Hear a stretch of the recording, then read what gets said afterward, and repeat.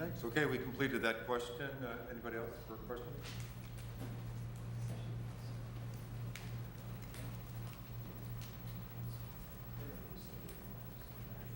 Hi, Sandy. First of all, candidates, anybody that gives their time for public service, I admire, so thank you all.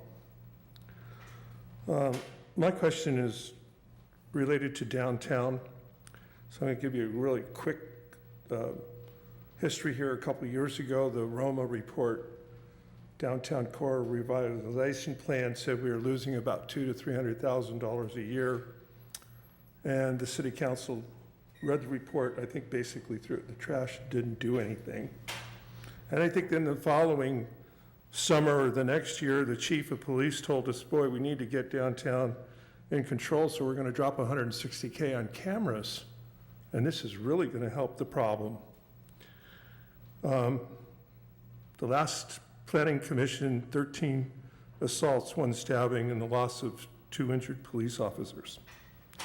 Less than 2 months ago, the chief told us she's never, or the department's never issued a ticket for over-serving. Now you're going to start to see all this is water and oil, preservation of what comes first, and public safety and putting us first. This just doesn't all make sense. Your question? Okay. Then we subsidized just less than a week or so ago, $65,000 to patrol with our taxpayers' money, citizens here, the alleys and streets around the downtown. It doesn't stop. And now staff wants to put up dining on Upper Pier. Okay, safe place, public first, not so. So here's the question. The current council has failed to enforce the downtown issue and its law enforcement. Question number 1, would you change the dangerous and losing deal that we have by enforcing our code to have bona fide restaurant enforcement? 2, by enforcing strict 50-50 rules on all restaurants serving alcohol, and vote against Upper Pier for more outdoor dining. Thank you. Thanks, Sandy. Matt? Thank you, Mr. Chairman. As far as your question on the 50-50, I'll start with there first. I do not support 50-50 as a uniform for all the restaurants. Every restaurant is different. I know this is a topic that's come up in the past many times. What is the intent of 50-50? And it's obviously to reduce over-serving. So I would focus more on over-serving. These are the issues. We're going to go over this in more detail, but just to blanket alcohol consumption and not take into effect the age and also socioeconomics and the amount of alcohol that's consumed very cheaply versus somebody who would go into a high-end restaurant and order more alcohol that's more expensive. The 50-50 just doesn't apply there at all. But I think that the bigger issue is not so much... You do know 50-50 is arbitrary Sandy, enforcement. let him answer. Okay. Yes, I do. My issue for the downtown area, we're going to go over this, is the criminal enforcement, that we have a criminal element in the downtown area. These people come in here and overconsume rather than, I think, being overserved, but I think we definitely have to go after the criminal element in the downtown area. Thanks, Matt. Mary? We are going to have some questions coming up right in this lane as well about downtown and the challenges down there. They persist. You know, in preparing for a run for city council and really immersing myself more in this, I went on my ride along. It was eye-opening for sure. I think that it's a complicated issue without a simple answer. So, you know, I would maybe echo a little bit that it isn't just about a 50-50 situation or a new restaurant that might serve alcohol anywhere in the city. But I do think that we have a lot of things underway, but it is a slow and tedious, it's not an easy fix. So I am in favor of really tackling this. I mean, one of the thoughts I had, quite frankly, is that I've lived in Hermosa for 11 years. I think we get used to the problem. And many of us, most of the people I talk with say they don't go downtown after 9, 10 o'clock on a busy night. And it occurred to me that we're just settled in a little bit around that, and it being in the position I am now has me want to think about the broader long-term solutions, to partner with the businesses so that we together can talk about where we want our economies to grow. We don't control everything, but we can partner and we can create a vision. And I do think we have to pretty aggressively deal with the crime elements down there. It's not okay in Hermosa Beach to have some of the highest crime rates in comparable cities. You can summarize. You know, we need to keep our environment safe for our residents. Thanks, Mary. Haney? So I've gone through some ride-alongs with the police department as well, and I know how tough it is for them to deal with the issues on a Friday and Saturday night. The ride-alongs I did was from 10 o'clock at night to, I think, 3 or 4 o'clock in the morning, 4 o'clock in the morning. And it's an issue that they struggle with. And that's part of the reasons why we have a task force. There's a council subcommittee, it consists of Councilmember Armato and Mayor Massey, that's working with the police department on these issues. And as Councilmember Armato mentioned, this will be before the council soon with their recommendations.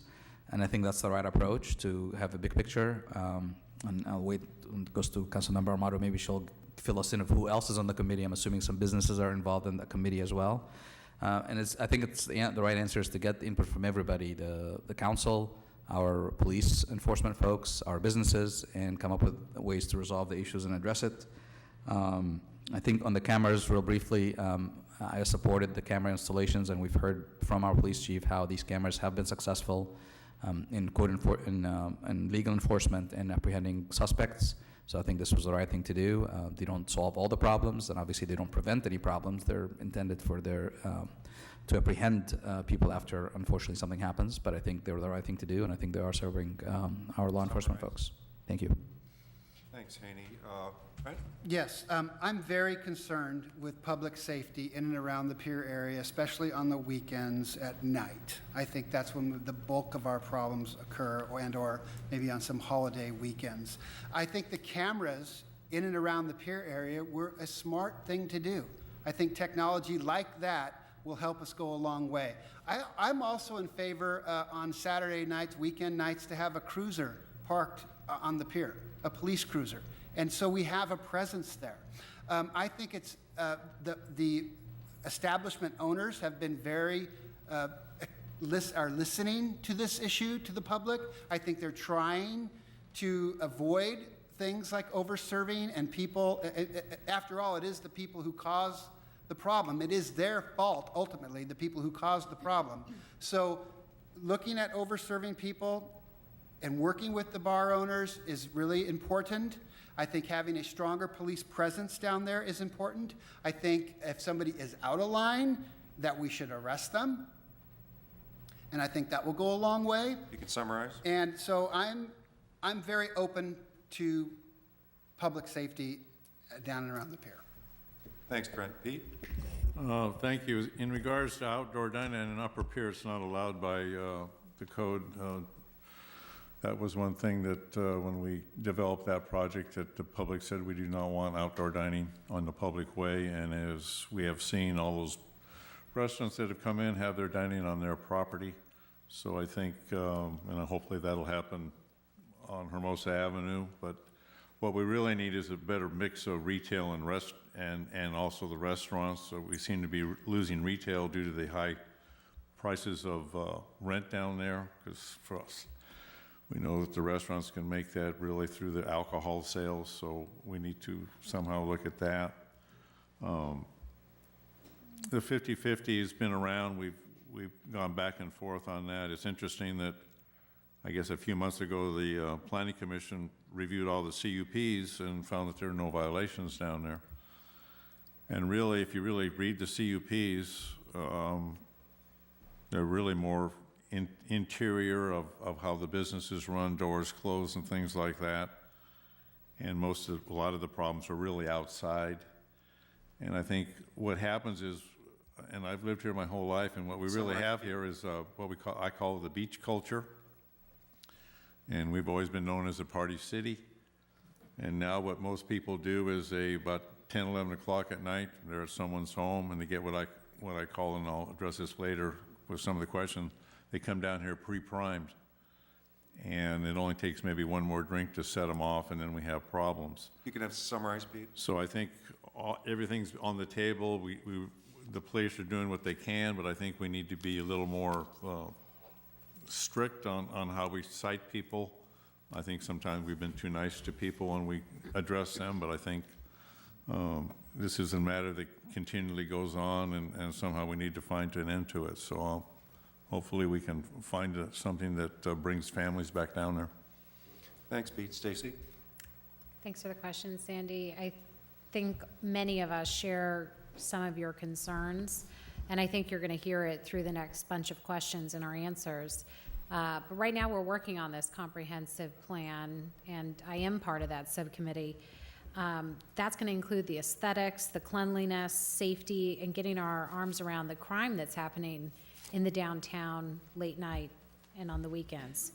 50/50 is a tool, but I'm really looking forward to presenting this plan to council and our community, receiving feedback, and then working on tying up the loose ends on that plan. That's literally happening within the next bunch of weeks, so hopefully you're in town and you can remain part of that conversation. Thank you. Thanks, Stacy.